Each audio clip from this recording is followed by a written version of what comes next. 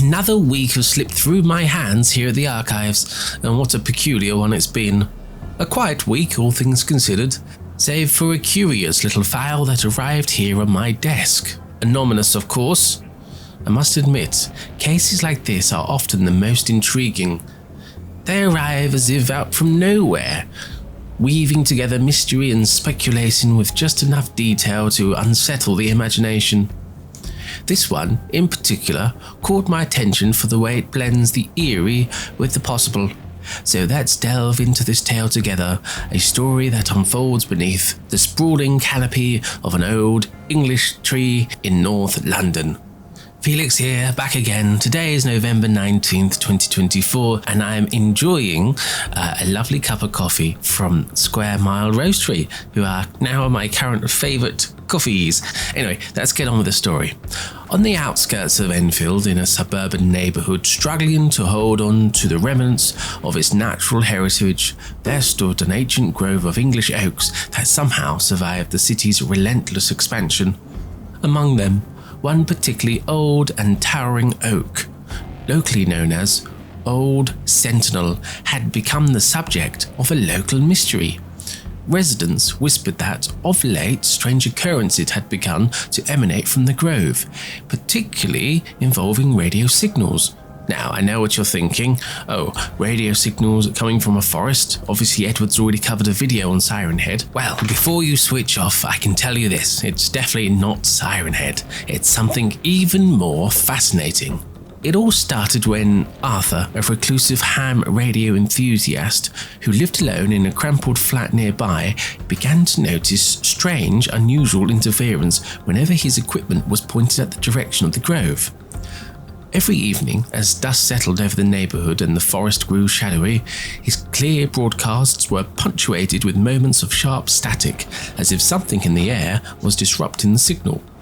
Arthur, not one to believe in the supernatural, decided to investigate. Arthur had always been different. He found solace in the precise, predictable world of radio frequencies, far removed from the chaotic noise of human interaction.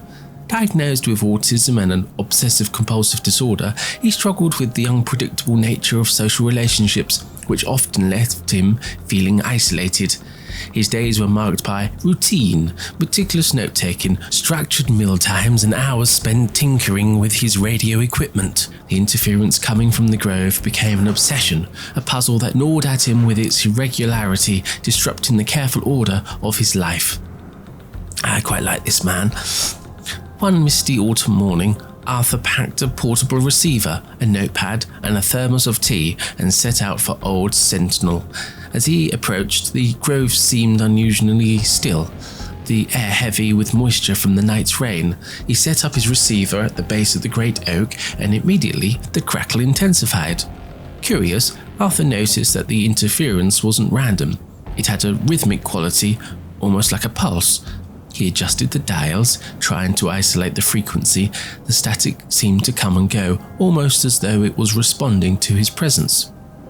Determined to understand, Arthur spent hours there, taking notes, and he observed that Old Sentinel had an unusually rich sap, thick and metallic smelling, as if the tree had absorbed something strange from the earth.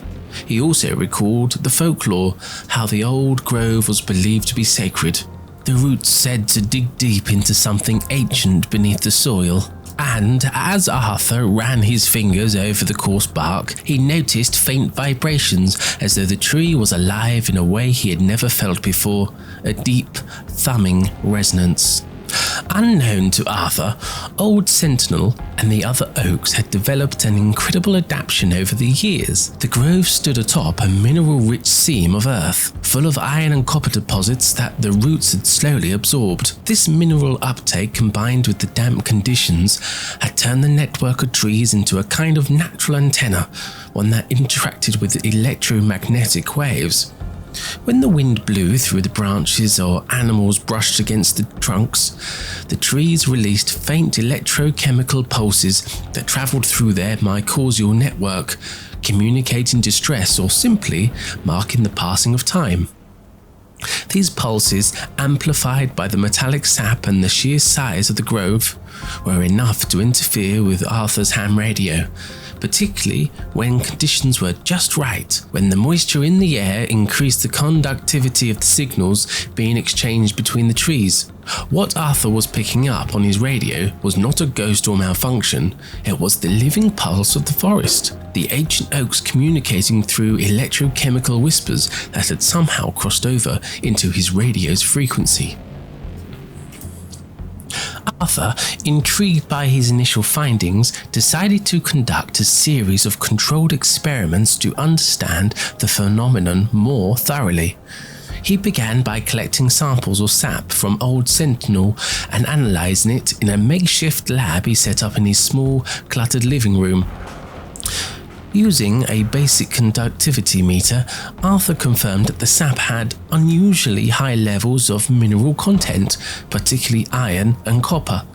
This high conductivity suggested that the tree could indeed act as a natural conductor, capable of interacting with electromagnetic fields.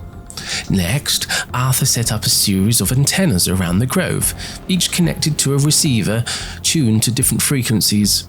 He recorded the interference patterns over several days, noting that the most significant disruptions occurred during periods of high humidity, which was early mornings and after rainfall. So he hypothesized, let me see what it says here in my notes. Here it goes, that the moisture in the air was enhancing the conductivity of the tree's sap and the surrounding soil, effectively turning the entire grove into a rudimentary antenna system. Fascinating. To further test his theory, Arthur placed small sensors at different points along the roots of Old Sentinel and the nearby oaks, and he found that the trees were connected through an extensive mycorrhizal network.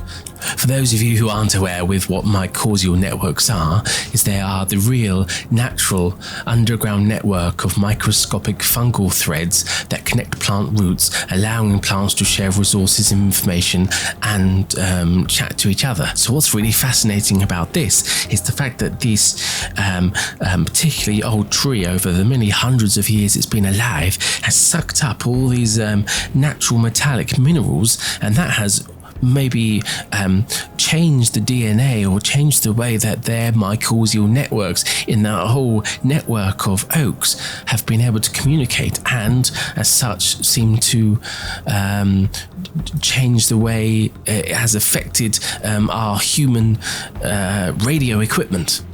When he introduced small electrical pulses into one tree, he could detect faint signals in others, which suggested that the trees were not only capable of absorbing minerals, but also transmitting weak electrochemical signals through their interconnected root system. Arthur experimented with different types of radio equipment. He found that the lower frequency signals, particularly in the shortwave range, were most affected by the grove. He theorized that the mineral-rich sap and the conductive properties of the roots created a natural resonance at these frequencies, which caused the interference he had originally observed. Arthur's experiments led him to conclude that Old Sentinel and the surrounding oaks had evolved a unique adaptation. By absorbing minerals from the earth and utilizing the mycorrhizal network, the grove had effectively become a natural antenna capable of interacting with radio waves. The combination of mineral content, moisture, and the interconnected root system allowed the trees to generate faint electromagnetic pulses that interfered with his radio equipment. Arthur, bewildered but fascinated, returned to his flat, trying to make sense of what he had found, but as the days passed, his fascination turned something darker. He found himself drawn back to the grove again and again, each visit leaving him more exhausted and more disorientated. The rhythmic pulses that once seemed like a simple curiosity now felt almost invasive, as though the trees were reaching out to him, pulling him into their network. The interference grew stronger, and even at home, the crackling static became a constant presence in his life. Arthur began to hear whispers within the static, faint voices that seemed to call his name, urging him back to Old Sentinel. His obsessive tendencies amplified, he spent many nights sleepless, turning in bed until he had to return to his equipment to try and decode the messages. His once meticulous notes became scattered, filled with erratic scribbles and half-formed notes, and the isolation he had always felt deepened, and the grove became his only point of connection, a dark solace where he no longer felt alone. On one stormy night, Arthur returned to the grove, unable to resist the pull. He stood beneath old Sentinel, the rain soaking him to the bone, the wind howling through the branches.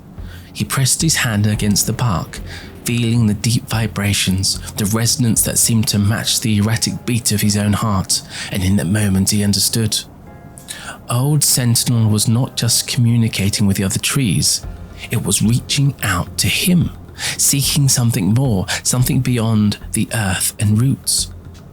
Arthur never returned to his flat. His equipment was found scattered across the grove, soaked and abandoned. The villagers whispered of how the lonely radio enthusiast had become one with the forest. His presence now just another part of the pulse that emanated from old Sentinel.